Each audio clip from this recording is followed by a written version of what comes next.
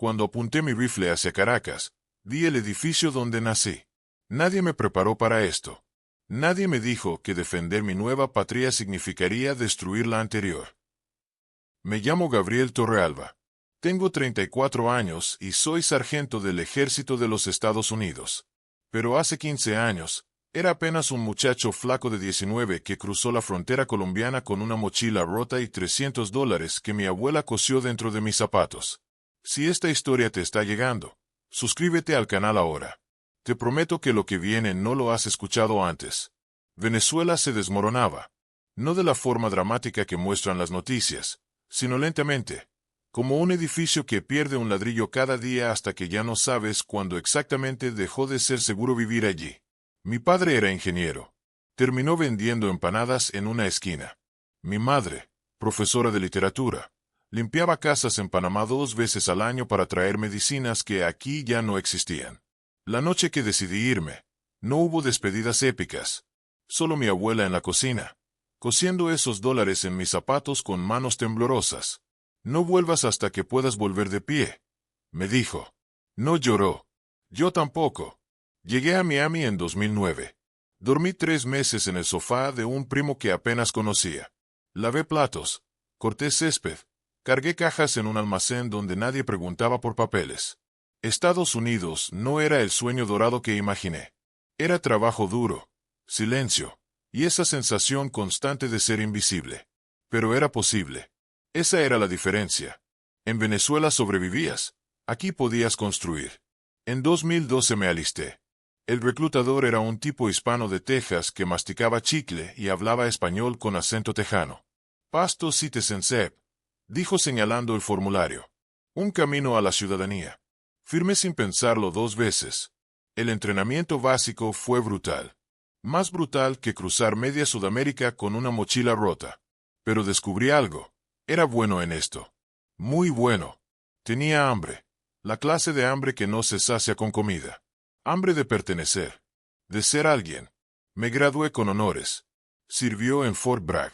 Aprendí tácticas avanzadas, liderazgo de combate, inteligencia militar. Cada rango que ganaba, cada insignia en mi uniforme, era un paso más lejos de ese muchacho invisible que lavaba platos en Yalea. En 2015 recibí mi ciudadanía estadounidense. Juré lealtad con la mano en el corazón y lágrimas que no pude contener. Ese día llamé a mi abuela. Tenía 83 años y apenas podía escucharme por teléfono. ¿Lo lograste, mijo? Sí, abuela. Soy americano ahora. Hubo un silencio largo. Que Dios te bendiga, dijo finalmente. No supe interpretar ese silencio entonces. Serví en Afganistán en 2017. Vi combate real. Perdí amigos. Salvé vidas. Me dieron medallas. Ascendí a sargento. Estados Unidos dejó de ser un lugar donde vivía para convertirse en algo por lo que estaba dispuesto a morir. Mi familia en Venezuela se desintegraba mientras yo construía mi vida aquí. Mi padre murió en 2018, en un hospital sin luz durante un apagón. No pude ir al funeral. Mi madre se fue a Colombia con mis hermanos. La casa donde crecí ahora la habitan extraños. Venezuela se convirtió en un fantasma. Un dolor lejano que aprendí a guardar en un rincón de mi mente. Hasta febrero de 2025. Hasta que el capitán Morrison entró a la sala de reuniones con esa expresión que reconocí inmediatamente. La expresión que significaba, todo va a cambiar. La sala de reuniones olía a café viejo y tensión. Éramos 12 soldados, todos con experiencia en operaciones especiales. El capitán Morrison cerró la puerta con un golpe seco que hizo eco en el silencio. Caballeros, comenzó, proyectando un mapa en la pantalla. Un mapa que reconocí inmediatamente. Venezuela.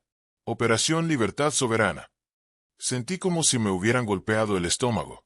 Morrison continuó con voz mecánica, profesional. Crisis humanitaria. Régimen dictatorial. Amenaza a la seguridad regional. Armas rusas. Narcotráfico. Las palabras se mezclaban en mi cabeza como estática de radio. Entrada por múltiples puntos. Apoyo a fuerzas democráticas locales. Neutralización de infraestructura militar clave. Su cursor se movía sobre el mapa. Sobre Caracas. Sobre Maracaibo. Sobre Valencia. sobre los lugares donde jugué fútbol de niño. Si esta historia te está impactando, déjanos un like. Necesito saber que no estoy solo en esto. Sargento Torrealba. La voz de Morrison me sacó del trance. Su conocimiento del terreno y el idioma será invaluable. Lo quiero en el equipo Alfa. Entrada por Táchira. Avance hacia Caracas. Todos los ojos se volvieron hacia mí. Johnson, con quien había servido en Kabul. Peters, que me enseñó a jugar póker. Miller, que venía conmigo a misa los domingos aunque no era católico. Sí, señor, escuché mi propia voz responder automáticamente. Esa noche no pude dormir. Me quedé en mi cuarto del cuartel, mirando el techo, con el celular en la mano. Tenía el número de mi madre en Colombia guardado. No la llamaba tanto como debería. Marqué. Ella contestó al tercer ring, su voz somnolienta. Gabriel, ¿qué pasó? Son las 3 de la mañana. Mamá, yo. Las palabras se atascaban. ¿Cómo están las cosas allá? En Venezuela. Hubo una pausa. ¿Por qué preguntas? Solo, quiero saber. Está peor cada día. Mijo, tu tío Ramón dice que ya no hay ni agua regularmente. La gente se va cuando puede. Los que quedan. Su voz se quebró. Los que quedan apenas sobreviven. ¿Por qué me preguntas esto ahora? No podía decirle. Operación clasificada. Pero más que eso, no encontraba las palabras para explicar lo que ni yo mismo entendía. Solo extraño la patria. Mentí. Esa ya no es tu patria, Gabriel. Tú eres americano ahora. Construiste tu vida allá. No mires atrás. Solo trae dolor. Colgamos. Me quedé sosteniendo el teléfono como si pesara 100 kilos. Los siguientes días fueron un torbellino de preparativos. Estudios de terreno. Ensayos tácticos. Briefings de inteligencia con fotos satelitales de ciudades que conocía de memoria. Cada sesión era una tortura silenciosa. Aquí está el puente Angostura, decía el analista señalando la pantalla. Yo había cruzado ese puente cientos de veces visitando a mi abuelo en Ciudad Bolívar. Instalaciones militares en Fuerte Tiuna. Pasé frente a ese lugar cada día camino a la escuela durante 6 años. Posibles puntos de resistencia civil. Las coordenadas marcaban el barrio donde vivía mi mejor amigo de infancia. Johnson se sentó junto a mí en la cafetería una tarde. ¿Estás bien, hermano? Te ves, no sé, distante. Estoy bien, respondí automáticamente. Mira, sé que esto es raro para ti, pero estamos liberando tu país. ¿No? Eso tiene que sentirse bien. Liberando. La palabra sonaba noble, heroica. Entonces, ¿por qué se sentía como traición? ¿Alguna vez te preguntaste? Le dije mirando mi bandeja. ¿Qué pasaría si te enviaran a Texas y te dijeran que dispararas? Johnson frunció el ceño. Eso es diferente. Lo es. No respondió. Porque ambos sabíamos que no tenía respuesta. La fecha de despliegue se acercaba. Cada día era un paso más cerca de algo que no tenía nombre. 3 días antes del despliegue, llegó el paquete. Una caja pequeña, cartón maltratado, remitente de Colombia. Mi madre. La abrí en mi cuarto con manos temblorosas. Dentro había una carta manuscrita y algo envuelto en papel periódico amarillento. Desenvolvió cuidadosamente. Era la medalla de primera comunión de mi abuela. La que ella había usado. La que usó mi madre. La que yo usé a los 9 años en la iglesia de San Antonio en La Pastora. Plata antigua, gastada. Con la imagen de la Virgen casi borrada por décadas de dedos que la tocaban rezando. La carta estaba escrita con la letra temblorosa de mi madre. Gabriel, tu abuela murió la semana pasada. Tranquila, en su sueño. Sus últimas palabras fueron, díganle a mi Gabriel que lo perdono. No supe qué significaba. Ella siempre habló de ti con orgullo. Esta medalla es para ti. Ella la pidió específicamente. Dijo que la necesitarías pronto. No sé cómo lo supo. Cuídate, hijo. Donde quiera que estés, donde quiera que vayas. Me senté en el borde de la cama con la medalla en la palma. Mi abuela había muerto mientras yo practicaba cómo invadir su país. Y me había perdonado por algo que yo todavía no había hecho. ¿Cómo lo supo? Lloré esa noche. Por primera vez desde que dejé Venezuela. Lloré como el muchacho que fui, no como el soldado en que me convertí. Esta historia va a lugares oscuros. Si quieres saber cómo termina, suscríbete ahora. No todos tienen el coraje de seguir hasta el final. El día del despliegue llegó con un cielo gris sobre la base militar. Revisamos equipamiento por última vez. Rifles M4, munición, equipo de comunicación, mapas, raciones. Todo estaba en orden. Todo excepto yo. En el transporte hacia la pista de aterrizaje, Miller me pasó una Biblia pequeña. Para suerte, dijo con una sonrisa. Siempre me funciona. Gracias, dije guardándola junto a la medalla de mi abuela en el bolsillo del pecho. ¿Nervioso?, preguntó Peters desde el otro lado del vehículo. Siempre, respondí. No era mentira, pero tampoco era la verdad completa. El vuelo fue largo. C-17 militar, asientos incómodos, el rugido constante de los motores. Algunos dormían. Otros revisaban mapas. Johnson escuchaba música con auriculares. Yo miraba por la pequeña ventana hacia la oscuridad del Atlántico. ¿En qué momento exacto dejas de pertenecer a un lugar? ¿Es cuando cruzas la frontera? ¿Cuando juras lealtad a otra bandera? ¿Cuando apuntas un arma hacia las calles donde creciste? Aterrizamos en Colombia, base militar cerca de Cúcuta. Pasamos la noche allí. El briefing final fue conducido por un coronel que nunca había estado en Venezuela, pero hablaba de ella como si la conociera íntimamente. Resistencia mínima esperada en Táchira. La población local nos verá como liberadores. Avanzamos rápido hacia San Cristóbal, luego Barinas, luego Caracas. 72 horas, dentro y fuera. 72 horas para deshacer mi vida anterior. Al amanecer comenzamos a movernos hacia la frontera. Convoy de vehículos blindados, helicópteros de apoyo en el cielo. Todo era profesional, ordenado, exacto. Cruzamos el puente internacional Simón Bolívar al amanecer. Ese puente que miles de venezolanos habían cruzado huyendo. Yo lo había cruzado 15 años atrás con una mochila rota y esperanza desesperada.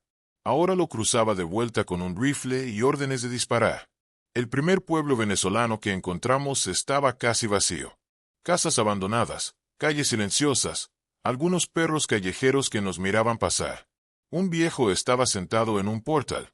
Cuando nuestro convoy pasó, levantó la mano. No para saludar, para persignarse, como si estuviera viendo pasar un funeral. Quizás lo era. San Cristóbal apareció en el horizonte como un espejismo doloroso. La ciudad donde había ido con mi padre cada diciembre a comprar juguetes para Navidad. Donde comí las mejores hallacas de mi vida en casa de una tía que probablemente ya no vivía allí. Equipo Alfa, establezcan perímetro en el sector norte. Crepitó la radio del capitán Morrison. Resistencia mínima reportada. Avancen con precaución. Resistencia mínima. Como si eso lo hiciera mejor. Entramos a la ciudad divididos en escuadrones. El mío incluía a Johnson, Peters y 3 soldados más. Yo iba adelante porque conocía las calles. Cada esquina era un recuerdo. La panadería donde mi tía compraba pan. Cerrada. La plaza donde jugaba. Vacía. El colegio San José. Ventanas rotas. Torrealba. Johnson me tocó el hombro. ¿Estás bien? Sí, mentí. Solo, reconozco el lugar. Una mujer apareció en una puerta, abrazando a 2 niños pequeños. Nos miró con ojos que no mostraban alivio ni esperanza. Solo miedo. Miedo de nosotros. Somos ejército americano, le dije en español. Venimos a ayudar. Ella cerró la puerta sin responder. ¿Qué dijo?, preguntó Peters. Nada, respondí. Nada. La resistencia llegó en el segundo día. No del ejército venezolano, que se había replegado estratégicamente. Vino de donde nunca esperaba. Civiles armados. Jóvenes, en su mayoría. Algunos con uniformes improvisados, otros con camisetas del Caracas FC y rifles viejos. El primer enfrentamiento fue caótico. Disparos desde un edificio de apartamentos. Respondimos con fuego supresivo. Profesional. Exacto. Letal. Cuando terminó, subimos a verificar. Encontramos 4 cuerpos. Uno de ellos no tendría más de 18 años. En su bolsillo, una foto de una muchacha sonriente y una carta a medio escribir. Mamá, si lees esto es porque no volví. No dejes que digan que no luché por nuestra tierra. Si esta historia te está partiendo el corazón como me está partiendo a mí revivirla, Déjanos un like. A veces el dolor compartido pesa menos. Johnson vio la carta en mi mano. No leas eso, hermano. Es más fácil si no los haces humanos.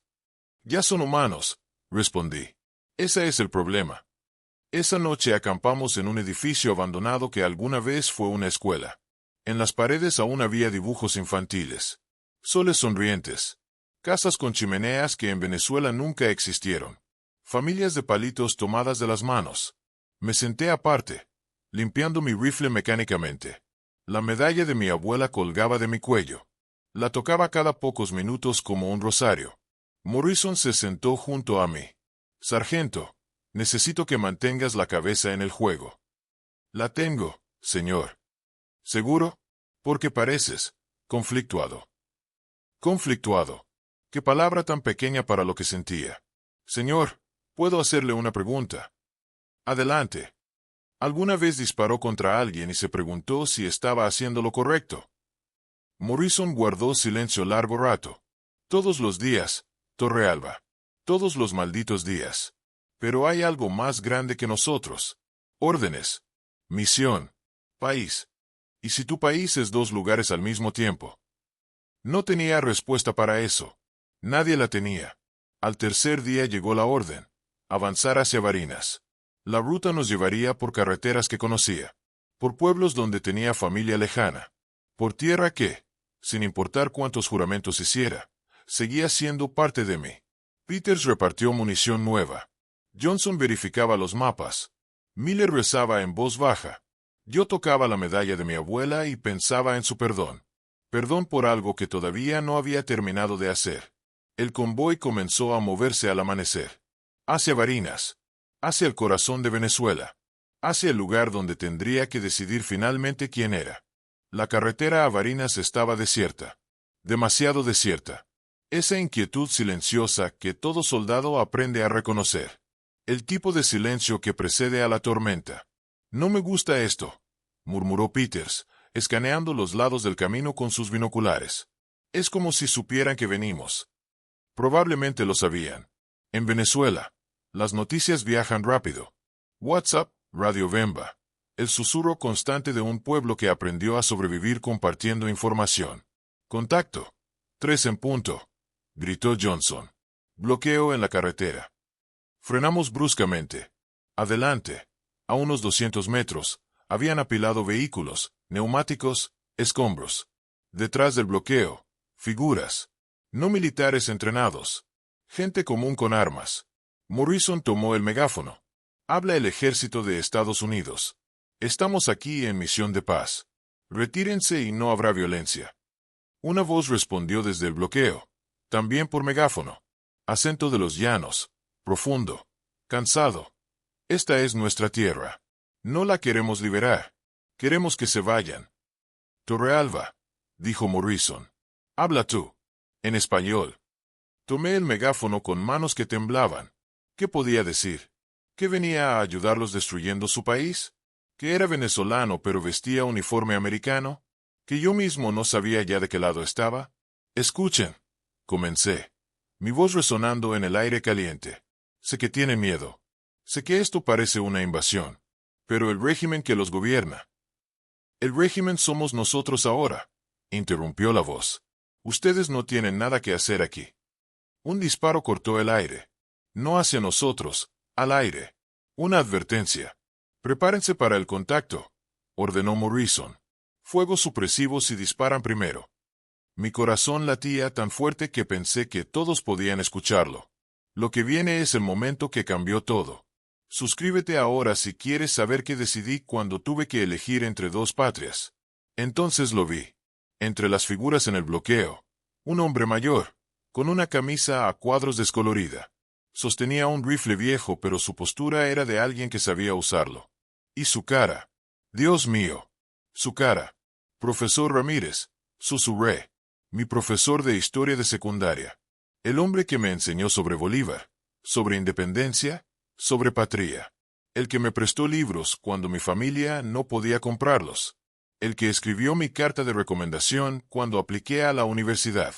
Estaba ahí, del otro lado, dispuesto a morir defendiendo su tierra. De mí. Torrealba. Johnson notó mi expresión. ¿Qué pasa? No podía hablar. El profesor Ramírez me había visto también. Incluso a esa distancia. Supe que me reconoció. Vi como sus hombros se hundían levemente. Como si algo se rompiera dentro de él. Torrealba, necesito que te concentres, insistió Morrison. Pero mi mente estaba en un aula de 2007. El profesor Ramírez frente al pizarrón. La patria no es solo el lugar donde naces. Es el lugar por el que estás dispuesto a sacrificarte. Recuerden eso siempre. Otro disparo. Esta vez cerca. Muy cerca.